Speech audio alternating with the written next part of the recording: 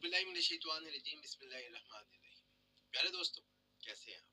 जिस टॉपिक के साथ आज हाजिर खिदमत हुआ हूँ, ये एक हसास नोयत का टॉपिक है।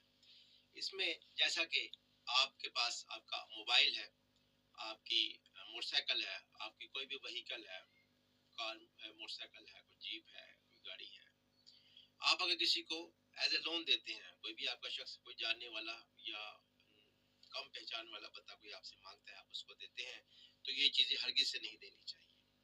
अगर तो आप देंगे तो इससे आपको बहुत ज़्यादा नुकसान पहुंचने का अंदेशा है। वो कैसे?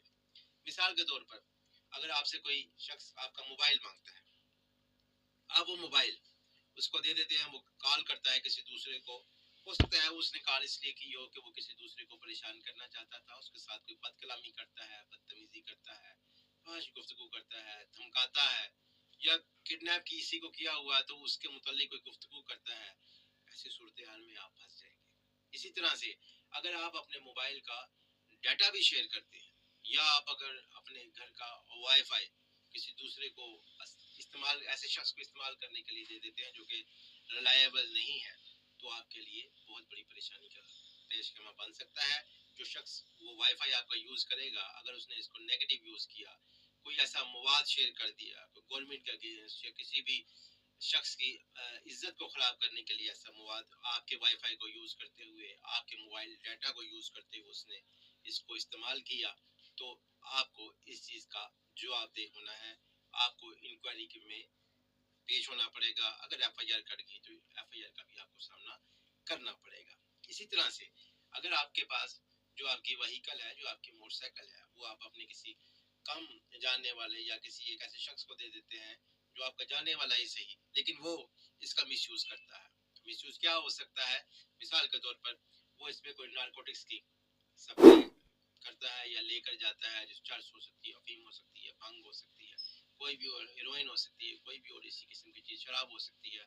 अगर ये गाड़ी आपकी पकड़ी जाती है तो ऐसी सूरत हाल में जो एफआईआर कटेगी उसमें आपकी गाड़ी भी जब्त हो जाएगी। गाड़ी के चूंकि ओनर आप हैं गाड़ी के चूंकि ओनर आप हैं, इसलिए आपको भी सॉरी इसलिए आपको भी पेश होना पड़ेगा तफ्तीशी ऑफिसर के सामने पुलिस स्टेशन में। और आपकी ये गाड़ी अगर जब आपको मिलेगी तो ये सुपरदारी पे मिलेगी, इस कंडीशन के साथ मिलेगी, आपको इसका देना पड़ेगा, मचलका भी देना पड़ेगा, और इस कंडीशन के साथ मिलेगी कि जब भी कभी सरकार को आपकी गाड़ी की जरूरत पड़ेगी, then you have to produce without wasting the time. और ड्यूरिंग दैट पीरियड, जब तक ये केस खत्म नहीं हो जाता है, चाहे इसमें पीरियड 1 माह का लगे, 6 माह का लगे, 1 साल का लगे या 6 साल का लगे, इस पीरियड में आप अपनी गाड़ी को फरोख्त भी नहीं कर सकते हैं।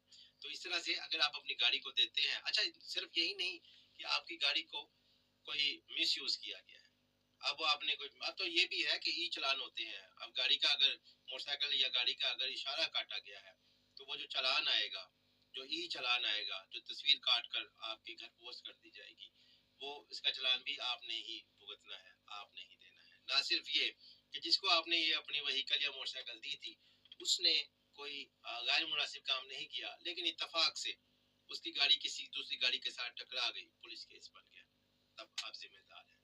उससे कोई गाड़ी के साथ कोई टकरा गया, कोई मर्द, औरत, बूढ़ा, बच्चा, कोई भी गाड़ी के नीचे आके मर गया, गाड़ी जब्त हो जाएगी। आप सामने तफ्तीश होंगे कि ये आपने जानबूझ के किया या आपसे ये इंसिडेंटली हुआ, या ये जो भी इंसिडेंट हुआ इसमें आपका कोई कसूर नहीं था। ये तमाम जो आईओ के पास पेश होकर आपको अपनी तफ्तीश करवानी पड़ेगी। सो इसलिए बेहतर ये है कि ना अपना मोबाइल, ना मोबाइल का डाटा, ना अपनी गाड़ी, ना अपनी मोटरसाइकिल किसी दूसरे को, खास तौर पे किसी अननोन पर्सन को नहीं दी जाए।